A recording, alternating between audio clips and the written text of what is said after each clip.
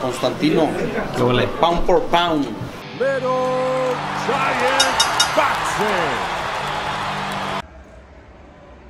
Constantino Garcia here with Steve Debro, filmmaker, the director, and what else? The co-curator of 18th and Grand, the Olympic Auditorium exhibition. If you could please give us a tour of the beautiful museum here of the Olympic. I'm happy to do so. Follow me. That's beautiful, by the way. The sign? Yeah. I didn't see that last time. It's, yeah, that is, came up towards the end. Tom Rosenquist, who's the, helped design the show along with Karen Cruz-Hendon from La Plaza, had that fabricated, which was just like such an amazing thing, considering the real marquee has been gone for decades now. So beautiful piece. I love it. Yeah, it's based on a replica of the original marquee here, which you can see, great crowd shot from mid-70s. Danny Lopez, Little Red Lopez fight, Ernie Ladd, who was a former football player and wrestler with John Tolos, who was the great villain in Roller Games, dominated the action back at the Olympic during those days. What a shot. All right, let's take a tour inside. Okay. What are we looking at here? So we're looking at, the show is more or less chronological. So we started with a lot of the early fighters who fought at the Olympic, as well as some of the 1970s fighters who we have in the ring behind you. But we wanted to give people a sense that the Olympic was a part of LA's history and a part of boxing history, wrestling history, roller derby history, music history, and how it fit in with the city. So it's more than just a show about the sports. It's about how much boxing was a part of the community and part of the neighborhoods of the city and really the neighborhoods of the world. Wow. It does feel like a time machine when walking in here. Thanks. Yeah, that's what we meant. We meant to have it feel as, you know, we gave the picture here, as you can see, this is a George Rodriguez, famous LA photographer, the gray walls with the white walls above them, and we designed the show to have that feel like you're walking in the hallway of the Olympic back in the day. Wow. What are we looking at here? Okay, so this room is a simulated partial ring, and it puts you inside the Olympic Auditorium with some of the great fighters. It triggered the voice of Jimmy Lennon. Jimmy Lennon was the great announcer. Jimmy Lennon Jr., his son, took in his tradition, learned from his father. His first start was at the Olympic, and his father was a legend at the Olympic for decades. Taking over the family business. Taking over the family business. Jimmy told me something funny. He said he was the fifth child, the youngest child of Jimmy Lennon Sr., and he was the one he named after himself. He most resembles his father, and he took after his father in his career. So he's a special guy, as was his dad. I think it was fate for him to have this job, think so. Right? Wow. So in the ring here we have Danny Little Red Lopez. He used to wear, he's part Ute Indian from Utah. Wow. And this was his headdress that he would wear into the ring. Along with that, this is his full outfit that he lent us. A lot of the lenders in this show were the fighters themselves and their families. Wow. And some collectors. Gina Aguilera, who's my co-guest curator on this, really was instrumental in finding a lot of the boxing material and connecting the boxing story. And collectors like Frank Aragon and Ruben Lucero and others lent a lot of their personal collections to this. Gene lent a lot of his, and I lent some of mine. Things that came up in the making of the film. It seemed like a perfect idea to do an exhibition, because in the making of the movie we came across so many incredible things, so many incredible bits of LA history, bits of boxing history, And a lot of this was inspired by the photography of Theo Era. Wow, beautiful photography. Yeah, Theo was a master. He was the house photographer at the Olympic for decades. And so here you've got Danny in his outfit, in his ring gear, and Danny in his ring gear right here. So felt really grateful to be able to connect the dots in that way. Plus the poster from the fight. So we have Danny facing off against Bobby Chacon in 1974. Both were up-and-comers. It was a title eliminator and highly anticipated. It was so big, the Olympic had to take the fight to the sports arena, wow, which they would do when, you know, when fights got too big for the Olympic, which held 10,000, they took fights to the sports arena, which was like 17,000, sometimes even the Coliseum. So that was, the Olympic promotion stretched throughout Southern California. And then in these are the robes of Frankie Duarte from Venice, California, and Alberto Davila from Pomona. Wow. And so, so it's the story of the city, really, through the Olympic Auditorium. These were neighborhood battles that became, you know, world championship battles. Wow. So Alberto won the world title. Danny held the featherweight title for 4 years. Bobby won 3 world titles, and Frankie won the IBF. I think it was the IBF title. So all of them became world champions, and the Olympic was the stage on which they became stars. I love it, Steve. You did your homework. I know your history. I learned my stuff as we were going. So this was another, you know, if this is Baby Arizmendi, who was the star of the 1930s, this is this beautiful photo of wow, him. I love it was from a glass negative that we found in Look the at process. that. It's just a gorgeous, gorgeous photo. This is maybe 1930, 32, something like that. Wow. And so what I found so interesting about the project was just finding about the path that the fighters took, which is not different really from today in so many ways. I mean, a lot of the fighters from the Olympic either came from the city, a lot of them came from Mexico, some came from the Philippines, all over the world, but a lot of fighters from Mexico who were fighters in their small towns, then they went to Mexico City, and then they ended up at the Olympic Auditorium, which was, you know, the largest auditorium in the Western United States, and sort of the cradle for champions from all over the region. Beautiful. So Baby Arizmendi came from Mexico, ended up living in Los Angeles, moving to Los Angeles. Enrique Bolaños then became the star of the 1940s. He was beloved in Los Angeles, which you'll learn about in the film and through the exhibition.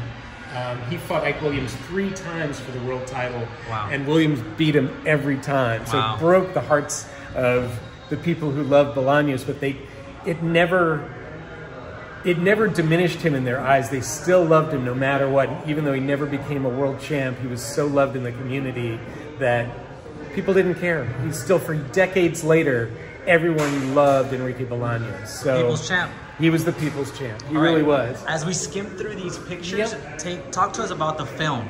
Okay, so the film, 18th Degree on the Olympic Auditorium Story, tells the story of the Olympic from the 1920s till around 2005 when it closed. And so in that, we see some of the fighters who were stars in the 20s, 30s, and 40s. This is an illustration of Baby Arizmendi, who you saw before, by this guy here, whose name was Joey Olmos. Joey Olmos was the first Latino ref in the state of California. Wow. And he loved Baby Arizmendi. So Gene and I dug through, Joey passed away a few years ago. We went through his son's house, and we found this illustration. Wow. And it was in a broken frame. It had some damage to it, but the museum, it was perfect to tell the story of Baby. It tells his story here. So what the film does is tells the story of boxing, wrestling, roller derby, punk rock, and much more. It really tells the story of LA and why boxing mattered, why boxing was such a part of the fabric of the city and popular culture, why wrestling was, so some of the larger-than-life characters like Gorgeous George and Freddie Blassie, and so many others, and then roller derby too, which was huge for decades. And so the film is a great bit of history. I'm proud to say we had an Emmy nomination. It's now available on Amazon Prime. We do select screenings. We have a Blu-ray with extra material. All that stuff is available through our website, 18thandgrand.com, or through our social media. And Steve, correct me if I'm wrong, Gorgeous George created the evolution that transitioned into Muhammad Ali, that transitioned into Floyd Mayweather, Conor McGregor, and so on. Absolutely. It started where? At the Olympics? Well, it started, yeah, I mean, Gorgeous George, I can't say 100% that he started his thing at the Olympic, but he perfected it at the Olympic Auditorium. He would get his hair done in Hollywood. He was a superstar, and he knew that you could get as many people to come and see you lose, who hated you, as if you were a good guy. And so he understood, so did Art Aragon here. They were both characters of the 1950s when culture was changing. Aragon, again, who never won a world title, but he beat Enrique Bolaños. These are the gloves that he used when he fought Enrique Bolaños. This fight right here in 1950, which was like a changing of the guard. 1940s to 1950s, post-war. Post-World War II was like tabloid culture, it was celebrity culture. It was the first time that really became a big thing. And Gorgeous George used that. And Muhammad Ali really, really figured that out. He figured out that to be controversial, to be irritating to some people, made good copy and gave you press. And in some ways, people think all press is good press. So that's the story of Gorgeous George and later Muhammad Ali. Okay. And Steve, what are we looking at right here? It's this beautiful wall. Okay, so this wall here is Aileen Eaton. Aileen Eaton was a very unusual person in boxing history. Aileen was the first woman to have a boxing license, a promoter's license, and she came from this particular picture here, and these pictures were in Don Warwick Chargan's office. That's Don Chargan up there. He was the matchmaker at the Olympic for decades. There's Aileen back in the 1950s, sitting in the center. This is a 1967 Sports Illustrated article. Wow. And so she was a rare character. Women didn't really have a place in boxing, other than, you know, ring girls later on, but Aileen was unusual in that she ran the Olympic from 1942 to around 1980. And keeping the Olympic going was her personal mission, and boxing was her passion. Even though she did roller derby and wrestling, you'll see wrestling characters here like Freddie Blassie's ring jacket, Black Boardman's cape, and all sorts of great characters of wrestling. Eileen's personal love was boxing, and so she when boxing was in trouble in the 1940s, and I'm sorry, in the 1960s, you know, there had been notable deaths in the ring. Benny the Kid Paret and Emil Griffith fought, and Benny was killed in the ring, and there was a lot of mob scandals. And at that time, boxing was really at a low point. And Aileen, she doubled down on boxing. Here, these are the masks of Mil Máscaras and his brother Psychedelico, Dos Caras, and Mano Negra, who wasn't his brother. But anyway, just thought I would, a brief detour into lucha, which is really great. So she was an influence on Muhammad Ali. In the early 60s, she did some super fights. She did 3 fights with Cassius Clay just before his fight with Sonny Liston. these are all remnants. These are all 1960s and 70s boxers. From in the center here is Ruben Navarro, the Maravilla kid from East LA. You got Roberto Duran, who fought in the early 70s at the Olympic. You got Amanda Ramos was the star of the Olympic Auditorium and became a world champ, youngest world lightweight champ of all time in the late 1960s. Wow. And I love this. This wall is like magical. Well, this was something that we dreamed up. Gina Aguilera and Frank Aragon both collected, and some of these are mine as well, that I collected a very small amount of these, but they're so graphic. You know, all these fighters from the 1960s and 70s, and some a little bit earlier, but these were all great fighters from the Olympic Auditorium. You had this, I love the Harbor Area grudge match, the local aspect. Mondo Ramos from Long Beach, Raul Rojas from Wilmington. You had, you know, more Ramos versus Navarro, Sandoval versus, you know, Superfly Sandoval versus Alfonso Zamora from Mexico. So a lot of great history here. This is this incredible piece. This is an original chair from the Olympic Auditorium that was given to Mondo Ramos when the building became the Grand Olympic, which really wasn't until the very end when Oscar de la Hoya and Bob Arum basically took over the Olympic for a short period of time. They named it it was renamed the Grand Olympic, and it was renovated. And so that's why some people get confused about the name. I call it the Olympic because for most of its history it was the Olympic. Just from 94 till 2005, I think, were the years of the Grand Olympic. But that's where Oscar de la Hoya won his first title, was in 94 at the Grand Olympic Auditorium in their debut fight. And so this chair was part of the renovation, and then this robe was the same robe that you see Mondo wearing in this fight in 1970. So it's this amazing, the fact that we were able to gather such an incredible amount of archival material. History. That it's so much history, and I think that it's a really rich history that anyone can enjoy. If you were there, great, you're gonna get off on the nostalgia and remembering it, but if you weren't there, it's still a great experience to see the film, which really helps sort of set the tone and helps you understand what you're about to see in the exhibition. But either way, they work beautifully independently of one another, but I'm so proud to be here at La Plaza, so glad that they were able to give this opportunity to do an exhibition based on a documentary is just fantastic. But I think it speaks to the way it connected with Mexican-American culture, which is the mission of this museum, Mexican-American, Mexican and Latino culture. And so, you know, the majority of the fighters at the Olympic were of Mexican and Mexican-American descent. So it made a lot of sense. Steve, you outdid yourself.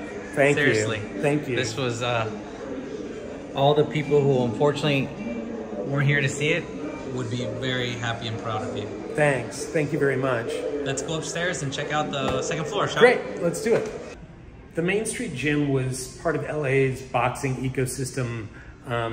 The fighters that trained there fought at the Olympic Auditorium. So it was where Sugar Ray Robinson trained, Muhammad Ali trained, all the local fighters who became stars for decades and decades. There were two of them, one burned down in the 50s and moved across the street, but basically from the 1920s and 30s until around 1984 is I think when they demolished the gym. It was near Skid Row. So this piece of wall was saved by the daughter of Howie Steinler. Howie Steinler ran the Main Street Gym for decades. He was the impetus for the character, the Burgess Meredith character in Rocky.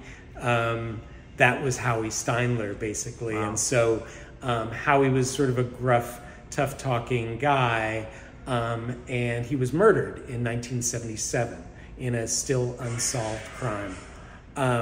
So this piece of the wall, after Howie died, his daughter Carol took over, and she would have fighters sign the wall. And this was cut out when the building was demolished. So on this you see Muhammad Ali, for example. You see Ray Boom Boom Mancini. You see, who else? So many other champs. Rafael Pedrosa. Somewhere on here is Roberto Duran. Anyway, you can spend Sylvester Stallone in the corner, Alberto Davila. So all of these champions signed this, and so this is incredible. I learned about this, and I was just so happy that we were able to get it. There's Duran. I was so happy that we were able to borrow this because it felt like such an important part of LA boxing history. So you can just you could spend 45 minutes just looking at the signatures on this one piece. Then you go to this wall. Wow. All of these are fighters who fought at the Olympic Auditorium, and then Dick Young, who was a referee at the Olympic Auditorium and throughout Southern California. Were those the outfits back then? Those were the outfits, yes, and these were the robes at the time. So Joey Orbio was a heavyweight from Wilmington. Art Frias was a world champ until he lost it to Boom Boom Mancini in one of the great fights ever. Pepino Cuevas was an all-time world champ, fantastic fighter, fought many times at the Olympic from Mexico. Armando Muniz, uncrowned champ, basically was jacked for his world title. He beat Jose Napoles in Acapulco, but shady decision, lost it. And then he came so close to winning, but he's a great fighter. And Herman Kid Montes, local from Montebello, he beat Pepino Cuevas at the Olympic in '83. So these are all part of LA's great boxing history. And then we have in this case more fighters. This great Hector Macho Camacho poster, which is super rare. I've never seen. They don't make them like that anymore. They really don't. You know, Kini Turan was a boxer from the 1940s and 50s. Those were his beautiful robes. Alacran Torres caused the biggest riot in Olympic Auditorium history in 1964 when he lost a disputed decision against a Japanese fighter, and they tore the Olympic apart. And then throughout this is just, beautiful memorabilia. Beautiful memorabilia. Wow. And bits of boxing history from the eras. So, these are all from, many of these are from Gene Aguilera's collection, Frank Aragon, and other collectors as well. Just, wow. I'm speechless, but let's keep it moving. Okay, so... where are we going to now, Steve? We're heading into the second floor, which is a mix of boxing, wrestling, roller derby, or no roller derby, boxing, wrestling, and music. So if you go across here,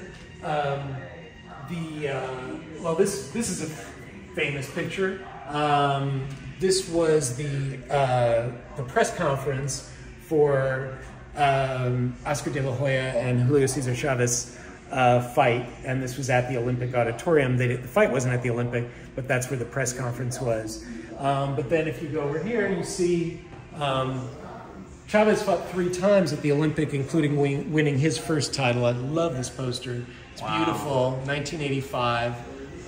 But we interviewed him. He's in the documentary and talks about how fighting at the Olympic was a huge part of his career, and they were all tough fights. They really were hard fights, and this one was a very tough fight against Jeff Bumpus. And then we have the first title by Oscar de la Hoya here, when he fought Jimmy Gridal at the Olympic and beat him. So there's that. The Cuevas Montes fight, in which we have both the robes in the other room, is another important local fight from the 80s. And coming across here, we have all these beautiful Mexican magazines, Ring Mundials, which are just super graphic and cool. And so these were all... Yeah, these are, it's Turi the Fury Pineda, Lupe Pintor, Alfonso Zamora, Carlos Palomino and Armando Muniz, Bazooka Limon, Oscar the Boxer Muniz, and Sugar Ramos, who had some very important fights at the Olympic. This is Carlos Palomino, who was really Aileen Eaton's last world champ. He came up he was born in Mexico, came to the United States when he was about 10 years old, trained to become a boxer so that, you know, he was being, all the fighters were being drafted to go to Vietnam. And his brother had just come back from service, and, you know, he was training for basic training, and someone said, hey, you know, if you box and you're good, you don't have to fight. You can just go in the Army boxing team. And so he became a boxing champion. He became all Army boxing champion and all service champion. And then he started at the Olympic and became world champion and defended his title at the Olympic Auditorium. So he was a very important fighter, very beloved fighter at the Olympic. Steve, he chose to fight inside the ring, not the war, right? You know, it was a, you know, do you get your legs blown off, or do you get killed, or do you get the chance to fight and hone your skills and represent your country in a different way? So he did represent his country. Unfortunately, he didn't get a chance to fight for the 1972 Olympic team because he was born in Mexico. Even though he could serve his country, he couldn't fight for the Olympic team at that point in time, and I think he would have won the gold. But he still has a little bit of bitterness about that. You know, he wishes he wanted to fight, because he beat the guy that won the gold. He beat him as an amateur, so he felt for sure he could have won that title as well. But he won the world title and defended at the Olympic in this really amazing fight against Armando Muniz at the Olympic. Carlos Palomino, what a legend. An absolute legend, and that was a signed poster from the fight that where he held his first title defense. Wow. That was a tough one. That's another great one. That's Lupi Pintor against Superfly Sandoval. These are all Theo Aaron shots. So that's really a fantastic image. This is Canto Robledo, who was a blind trainer, whose story is incredible. He was a boxer. He lost his eyesight in the ring, and he didn't let that stop him. He became a trainer of many fighters who fought at the Olympic. He fought at the Olympic as an amateur back in the 1920s, and then trained fighters through the 1970s, and that was his. You know, his son lent us that incredible ring jacket. So, beautiful piece. And then last but not least, is another beautiful Theo Aaron that really captures a moment in time. You know, that's Frankie Tony Baltazar. Their father, Frank Kiki Baltazar, is probably the most legendary. He's probably the most knowledgeable boxing mind that's, you know, alive, that knows LA boxing history. Started going to the Olympic in the 1940s. Wow. And has incredible stories, and was a great writer too. So wow. These were his sons who he trained. I need to get in touch with him to talk about the Olympic. Yeah. Let's move to the. Okay. So there's much more here. There's punk rock history. That's an excerpt from the movie. We have all these incredible music photos. These are all, this is part of the punk scene that took over in the 80s. And we have an oral history booth where people can share their stories of the Olympic Auditorium, because so many people remember the Olympic and have stories. So we have a place where people can come to the exhibition and tell their Olympic stories. And then we head into a gallery, which is basically art, the art section of the film. That's a beautiful picture of Ruben Olivares by the artist George Yepes. These were these incredible terracotta works done by an artist named Steve Rogers, who lived just down the street from the Olympic Auditorium in the early 80s. And he documented this, you know, the the scene inside and outside the ring at the Olympic, they're all really graphic and cool. And they're fired clay. So they're really, really unique pieces. And the detail work is amazing. We use those in the film, like this shot here of the marquee of the Olympic and the scrum of people trying to get in, I just think is the most remarkable piece. And we, in the intro of the film, we shot this piece to use as part of the introduction of the film, but it's just wild when you think about it, when you look at the detail.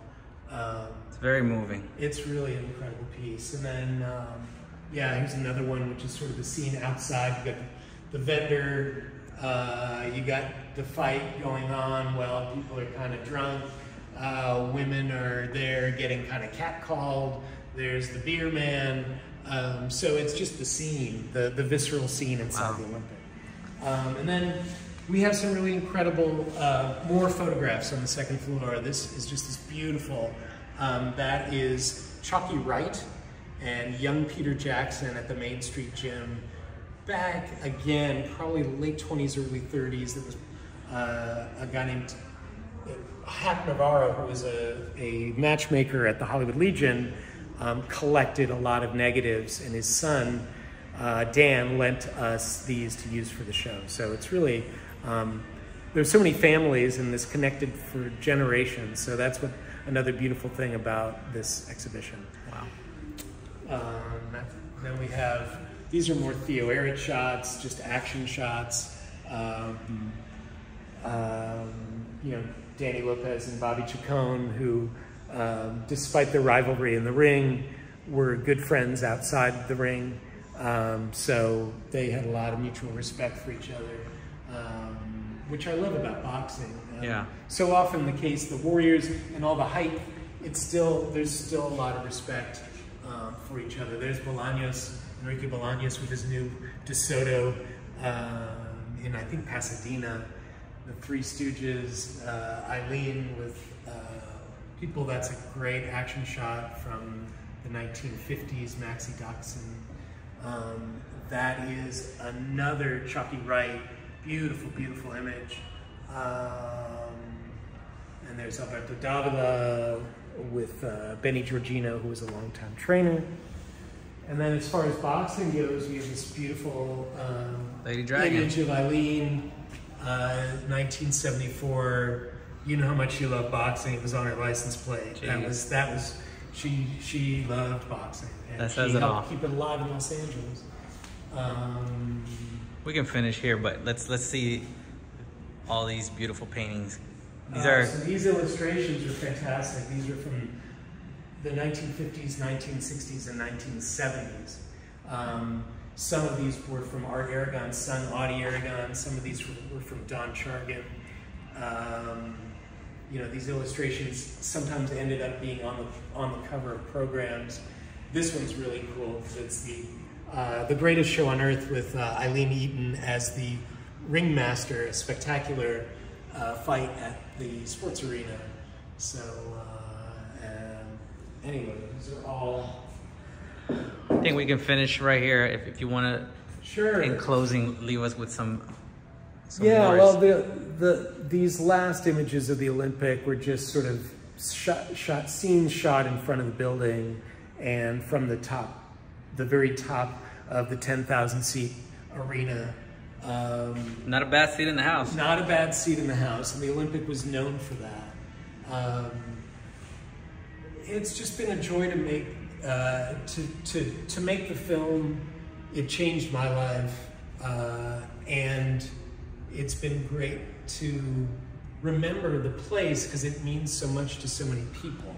And I think that's the thing that matters most to me, is that this this project, this whole cultural history project with a documentary and an exhibition,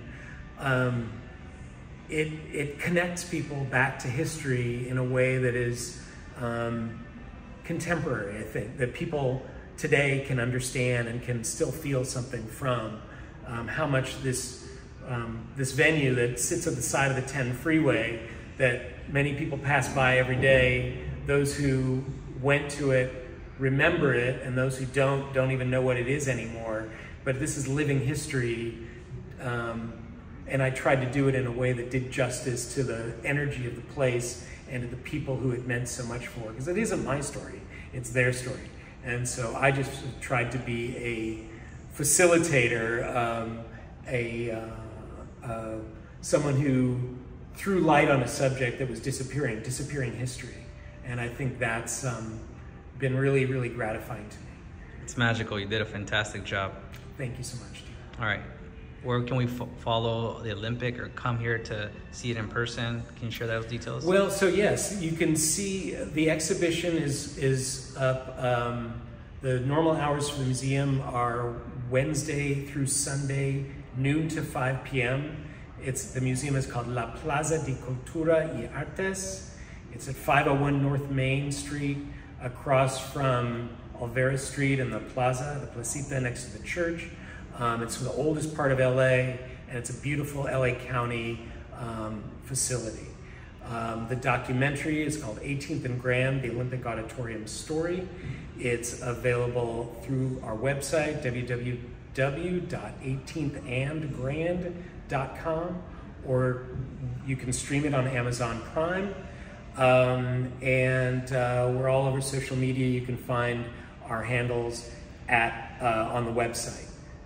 But we have cool merch, t-shirts, Blu-rays, hats now, and come on down. And there's a great gift shop here too with all sorts of. Come on down, see a part of not only boxing history but LA history. Thank you.